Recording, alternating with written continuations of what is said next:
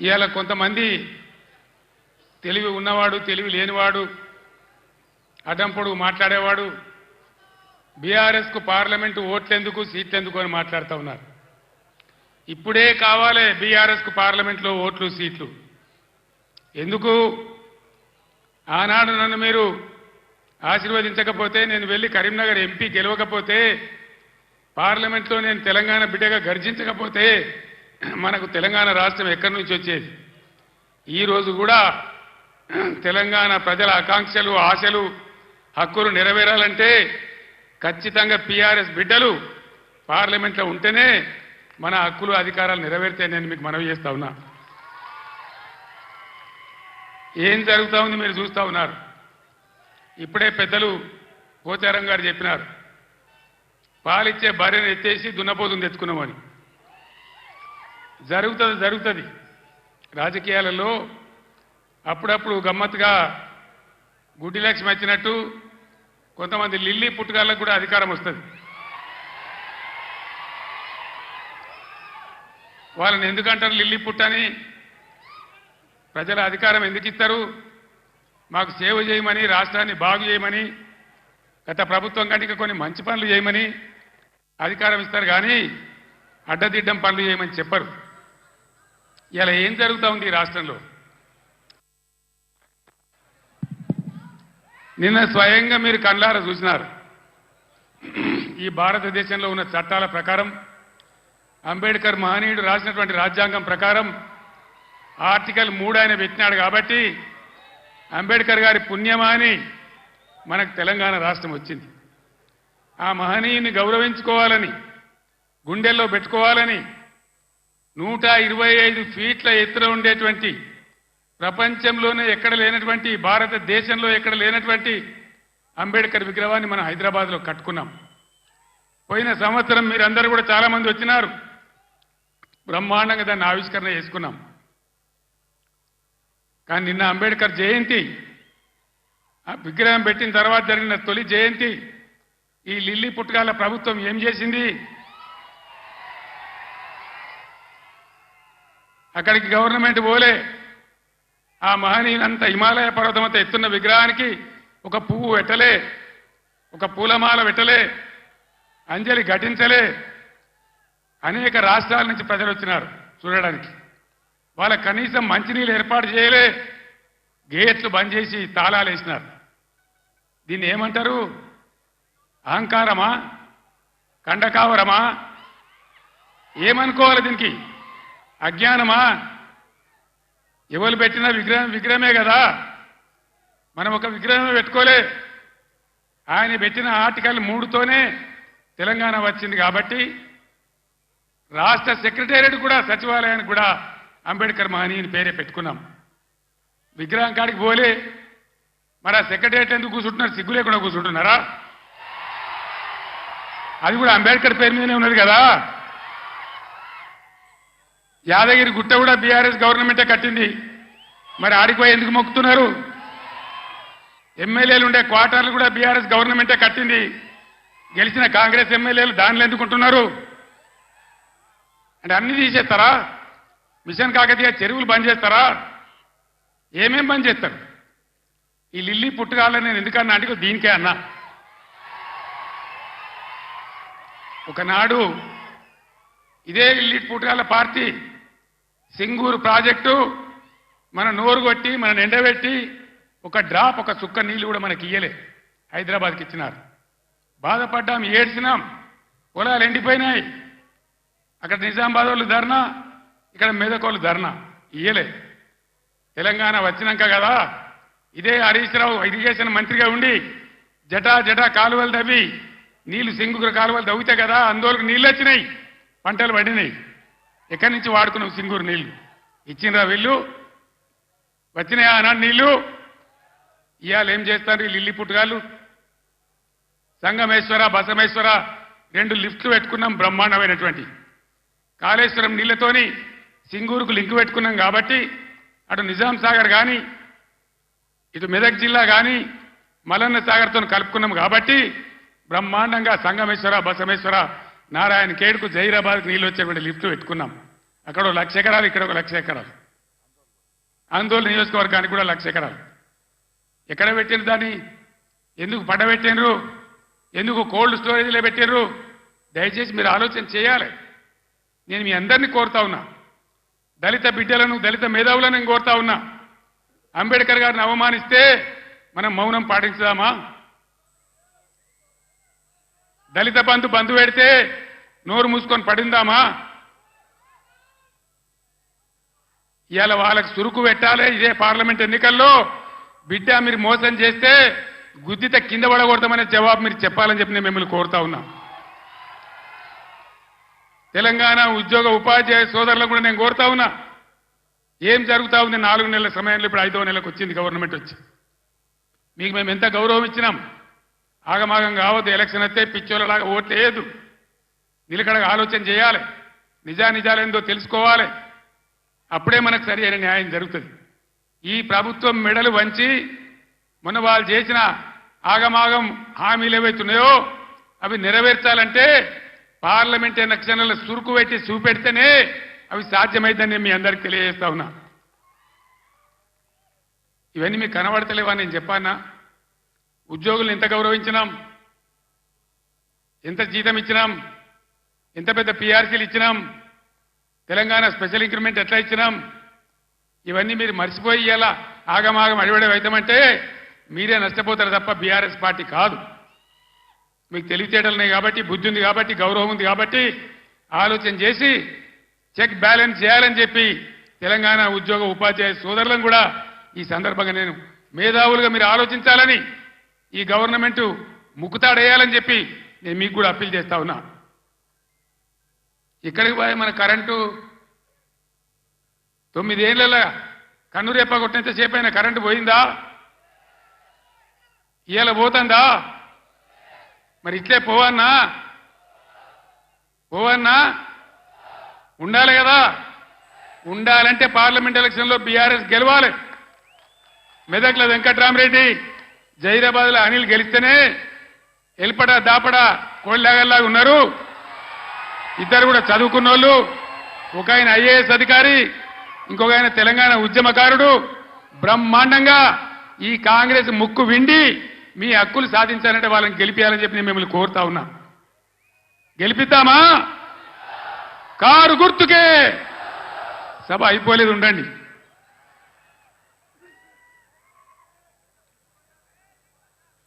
ఎన్ని మాటలు చెప్పినండి కేసీఆర్ 1,00,000 రుణమాఫీ చేసిండు కదా ఇక ఉరికి 2 లక్షలు తెచ్చుకోండి చెప్పిండ్రా డిసెంబర్ 9 నాడే మాఫీ చేస్తాం ఎదురైన ఆడపిల్లకు 2,500 ఇస్తాం ఎన్ని చెప్పిండ్రు ఒక్క మాట అన్న ఖాయం ఉన్నదా మరి ఏం జరగాలి ఇప్పుడు ఈ రాష్ట్రం ఇట్లే పోవన్నా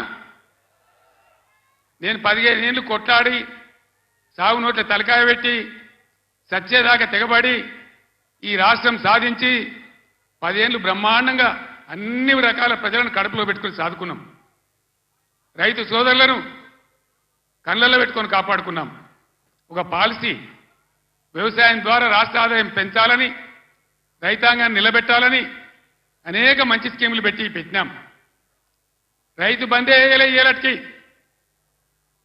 పూర్తి మందికి రాలే పంటలు వచ్చినాయి అవి కొనే దిక్కులేదు కనీసం మద్దతు ధర పోగా 500 బోనస్ ఇస్తామన్నారు బోనస్ బోగసేనా బోనస్ వసూలు చేయన్నా ఈ ప్రభుత్వాన్ని మెడలు వంచానా వంచాలంటే మేము కొట్టి వంచాం మీ ఓటు ద్వారానే వంచాలి సిద్దిపేటలో మంచి దారి చూపించారు హరీష్ నాయకత్వంలో పోస్ట్ కార్డుల ఉద్యమం చేస్తా ఉన్నారు ఇవాళ ఇక్కడ సంగారెడ్డి ఈ వేదిక నుంచి నేను యావత్తు తెలంగాణ రైతాంగానికి పిలిపిస్తా ఉన్నా 2 లక్షల రుణమాఫీ వెంటనే చేయాలని ఎండిపోయిన పంటలకు 25,000 నష్టపరిహారం ఇవ్వాలని ఎకరానికి బోనస్ ఖచ్చితంగా ఇవ్వాలని వడ్లు వెంటనే కొనుగోలు చేయాలని రాష్ట్ర వ్యాప్తంగా రైతాంగం దయచేసి రేపటి నుంచే పోస్ట్ కార్డు ఉద్యమం మొదలు పెట్టాలని కూడా సిద్దిపేటను మార్గదర్శకంగా తీసుకొని చేయాలని నేను కోరుతా ఉన్నా ఇవన్నీ చేయాలని అడిగితే ఇప్పుడే పోచారం గారు అన్నాడు ఒక మంత్రి ఏమో రైతు బంధు అడిగితే చెప్పుతోని కొట్టిండ్రు అంటాడు. ఇంకో ముఖ్యమంత్రి ఇవన్నీ ఏమైనాయి ఎందుకు ఏమని గట్టిగా నిలదీస్తే ఏం మాట్లాడతారు లిల్లీ పుట్టుగాళ్ళు? నీ గుడ్లు వీకి గోటీలు ఆడుకుంటాము, నీ పేగులు తీసి మెడలేసుకుంటాము, నిన్ను పండబెట్టి తొక్కుతాము, నీ ముడ్డి మీద షెడ్డి లేకుండా షెడ్డీలు గుంజుకుంటాము. ఇదేనా 10 ఏళ్లలో నేను ముఖ్యమంత్రి ఉన్నప్పుడు ఒక్కసారి ఇటువంటి మాట విన్నారా? ఇంత అగౌరవంగా మాట్లాడినామా? ఇంత అన్యాయం మీ కళ్ళ ముందర జరగాలన్నా? దయచేసి ఆలోచన చేయాలి. ఎలక్షన్ అంటే ఓట్లు అంటే ఏదో ఆగమాగం ఓట్లేసుడు కాదు. ఇలా సభలో ఉన్నారు, నేనే ఒక 100-150 లారీలు దాటుకుంటూ వచ్చిన, అందులో ఫుల్గా మంది ఉన్నారు. చాలా దూరంలో పోలీసు వాళ్ళు ఆపుతా ఉన్నారు, పోలీసు వాళ్ళు బొమ్మలు వీకేస్తా ఉన్నారు. నేను పోలీసు మిత్రులకు మనవి చేస్తా ఉన్నా, మీ డ్యూటీ మీరు చేయండి. 10 ఏళ్ళు మేము కూడా గవర్నమెంట్ ఉన్నాం. అమాయకులను బెదిరియడం, కొట్టడం, బీఆర్ఎస్ ఫ్లెక్సీలు బికేయడం ఇదా మీ పోలీస్ డ్యూటీ? ఇలా మేము కూడా లెక్క పెడతా ఉన్నాం. నేను పోలీసు పేరెత్తంగానే ప్రజలు ఎట్లా మాట్లాడుతున్నారో మీరు చూస్తున్నారు, ప్రజల గోల చూస్తున్నారు. ఇప్పటికైనా మీ అరాచకాలు బంద్ చేయండి, జాగ్రత్త. లేకపోతే మళ్ళా గ్యారంటీగా బీఆర్ఎస్ అధికారానికి వస్తుంది. అప్పుడు మీ గతి ఏమైందో ఆలోచన చేసుకోవాలి. 10 ఏళ్ళు మేము ఉన్నామే, 10 ఏళ్ళు నేను ముఖ్యమంత్రిగా ఉన్నానే, ఒక్కరోజన్నా మేము ఈ దౌర్జన్యం చేసినామా? ఎవరినైనా వేధించినామా? మరి ఎందుకు మీరు ఇలా మితిమీరిన పనులు చేస్తా ఉన్నారు పోలీసులు? దయచేసి మానుకోండి పోలీస్ సోదరులారా, మేమన్నీ రికార్డు చేస్తా ఉన్నాం.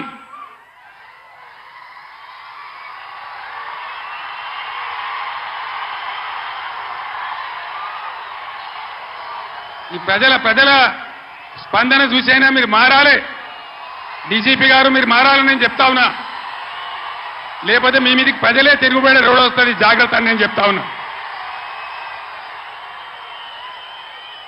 మా కార్యకర్త తెలంగాణ ఉద్యమకారుడు సల్వాజీ మాధవరావు అని కరీంనగర్ జిల్లా ధర్మారంలో, పెద్దపల్లి జిల్లాలో ఆయన సోషల్ మీడియాలో ఒక పోస్ట్ పెట్టిండని చెప్పి ఆయన మీద అక్రమ కేసులు పెట్టి ఇలా జైలు తరలించినారు. ఆయన కరీంనగర్ జైల్లో ఉన్నాడు. ఇది మీకు న్యాయమా? డీజీపీకి ఏమైనా గౌరవం ఉంటే ఆ సల్వాజీ మాధవరావు మీద ఏదైతే జరిగిందో దాని మీద స్పెషల్ కమిటీ సీనియర్ ఐపీఎస్ ఆఫీసర్తో ఎంక్వైరీ చేయాలి. ఏ సబ్ ఇన్స్పెక్టర్, ఏ సర్కిల్ ఇన్స్పెక్టర్ దౌర్జన్యానికి పాల్పడ్డాడో వాళ్ళ మీద మీరు చర్యలు తీసుకోవాలి. లేకపోతే తస్మాత్ జాగ్రత్త, మేము న్యాయస్థానం తలుపులు దాడతామనే మనవి చేస్తా ఉన్నా. మేము కూడా మస్తుగా చూసినాం. నేను కేంద్ర మంత్రిగా పనిచేసిన, రాష్ట్ర మంత్రిగా పనిచేసిన, ఇదే జిల్లాలో 20 ఏళ్ళు ఎమ్మెల్యేగా ఉన్నా, ముఖ్యమంత్రిగా పనిచేసిన, కానీ దౌర్జన్యాలు ఎన్నడూ మీతో మేము చేయించలే. అనవసరంగా మీరు రాజకీయ చేసే వాళ్ళు చేస్తారు, మీకు అవసరం లేదు. ఆయాల ఎక్కడ చూసినా వరి కోతలు ఉండే, ఇవాళ కరెంటు కోతలు, క్రాప్ హాలిడేలు.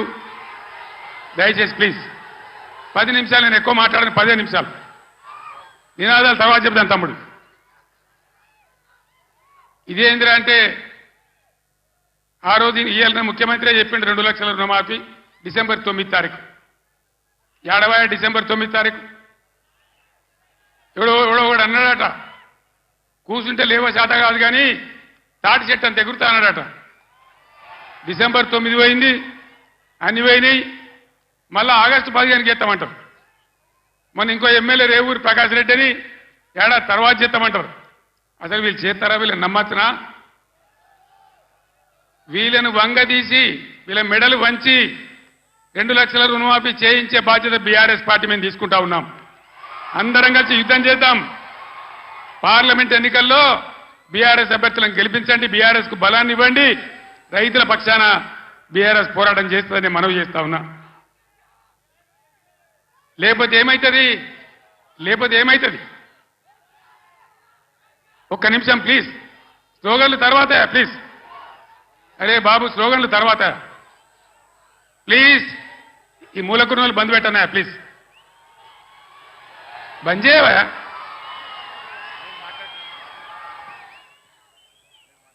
ఏం జరుగుతుంది చెప్పండి.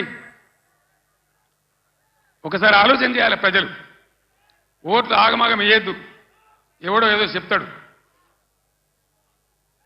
ఇదివరకే మొన్న దెబ్బతిన్నాం, మొన్న ఎలక్షన్లో దెబ్బతిన్నాం, కింది మీద అయిపోయినాం. ఎంత ధీమాగా ఉండ్రి రైతులు, ఎంత మంచిగా ఉండ్రి,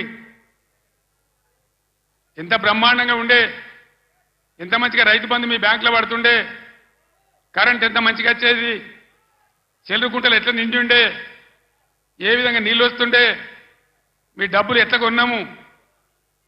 ఇలా తప్పుడు వానలు పడే పరిస్థితులున్నాయి.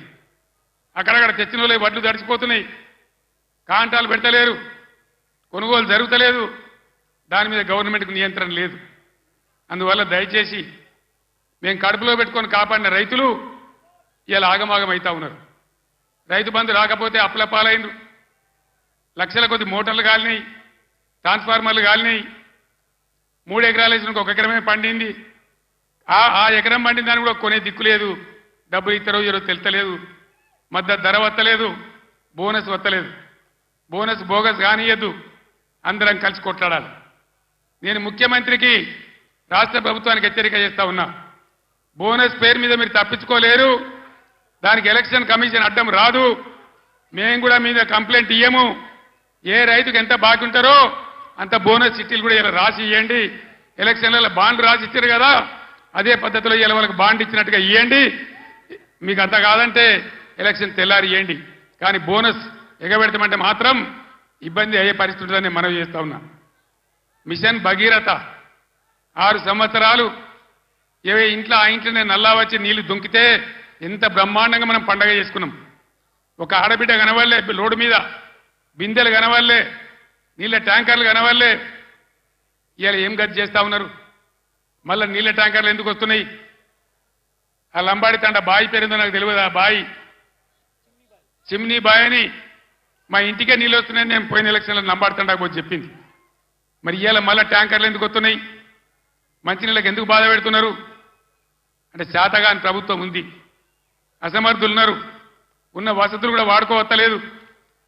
9 ఏళ్ళు నడిచిన కరెంటు ఇయ్యత్తలేదు, 6 ఏళ్ళు నడిచిన నల్లా నీళ్ళు ఇయ్యత్తలేదు, రైతులను కాపాడే పరిస్థితి లేదు, రైతు బంధించే పరిస్థితి లేదు. ఈ విధంగా మళ్ళా మొదటికి తెస్తా ఉన్నారు. ఎన్ని మాటలు మాట్లాడిను. కళ్యాణ లక్ష్మి ₹1,00,000 కాదు, తులం బంగారం ఇస్తాం. ఇచ్చిన రాయనన్న ఒకింటికన్నా వచ్చిందా తులం బంగారం? మరి ఇట్లే కూర్చుందామా? నేను ఎక్కువ గంటల పట్టలు ఉపన్యాసం చెప్పా, 10 నిమిషాల్లో ముగించుదాం. ఏం జరుగుతుందో ఒకసారి ఆలోచన చేయండి.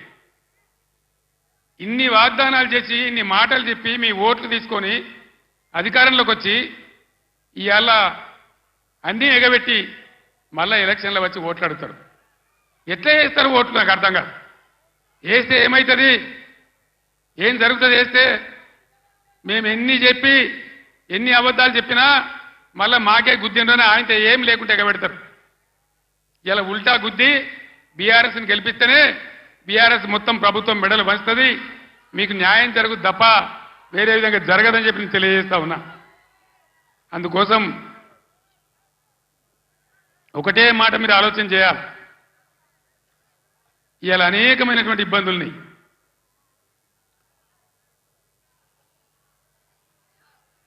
ఈరోజు మంచి అభ్యర్థులను పెట్టినాం, మంచి అన్ని విధాలుగా మిమ్మల్ని ఆదుకునే పద్ధతిలో వాళ్ళు పనిచేస్తారు, వాళ్ళని గెలిపించాలని చెప్పి నేను మిమ్మల్ని కోరుతా ఉన్నా. ఎంతసేపు చెప్పినా ఇదే చెప్పాలి, ఇటు దింపి అడిదింపి. ఒక్కటే మాట నేను చెప్తా ఉన్నా, ప్రజాస్వామ్యంలో ప్రజలు అన్ని ఆలోచించి ఓట్లు వేయాలి. మన కళ్ళ ముందే మనల్ని మోసం చేస్తుంటే మళ్ళీ వాళ్ళకే సర్దిగడితే మళ్ళీ వాళ్ళకే ఓట్లేస్తే ఎటుకాకుంటే అయితే ఆగమవుతాం. సంగమేశ్వర బసమేశ్వర కావాలన్నా, కాళేశ్వరం పనులు పూర్తి కావాలన్నా, కడుపు నిండా మళ్ళీ నీళ్లు రావాలన్నా, కరెంటు మంచిగా రావాలన్నా ఈ ప్రభుత్వాన్ని మెడలు వంచాలి. నేను ఇంకో మాట కూడా మీకు చెప్తా ఉన్నా, వాస్తవంగా వాళ్ళు గెలిచినరు, మాకేం ఓర్వలేనితనం లేదు. వాళ్ళు కూడా ఉండాలి, 5 ఏళ్ళు పనిచేయాలి, అప్పుడే నల్లదేందో తెల్లదేందో తెలుస్తుంది. కానీ ముఖ్యమంత్రి మాట్లాడే మాటలు చూస్తే, సభలలోనే వణుకుడు చూస్తే తిరగబడ్డ జనం తెలంగాణలో. సర్వే రిపోర్ట్లు వస్తున్నాయి, కాంగ్రెస్కు 2 సీట్ల కన్నా ఎక్కువ రావు అని. అంతటా అన్ని జిల్లాలలో కూడా రైతాంగం తిరగబడతా ఉంది. అందుకే ముఖ్యమంత్రి నిన్న నారాయణపేట సభలో ఆయన భయం ఆయన కంపం చూస్తే ఈ గవర్నమెంట్ ఏడాది కూడా ఉండట్లేదని మనం చేస్తా ఉన్నా. ఎవడు ఎప్పుడు పోయి బీజేపీలో కలుస్తాడో, ముఖ్యమంత్రి జంపు కొడతాడో, ఏమవుతుందో, ముఖ్యమంత్రి ఈడో మాట మాట్లాడతాడు, ఢిల్లీకి పోయి బీజేపీ కోటేమని టీవీలో చెప్తాడు. అంటే ఏం జరుగుతుంది? ఎవరికి ఎవడు బీ టీము, ఎవరు కలిసిపోయినరు ఒకసారి ఆలోచన చేయాలి. దయచేసి ఏ మార్పాటుగా ఉంటే ఇబ్బంది జరుగుతుంది. కాంగ్రెస్ గతంలో కూడా మీరు 60 ఏళ్ళు చూసినారు, ఇంకా కూడా ముందటికి మోసపోతే దెబ్బతింటాం. ఇక బీజేపీ పార్టీ ఏమన్నా ఏకైనా పనిచేసిందా మన రాష్ట్రానికి? పెద్దలు చెప్పారు, అక్కరకు రాని చుట్టము మొక్కిన మరం ఇయ్యని వేల్పు మోరమున దానెక్కిన బారని గుర్రము గ్రక్కున విడవంగా వలవి కదరా సుమితన్న. బీజేపీ అక్కరకు రాని చుట్టం.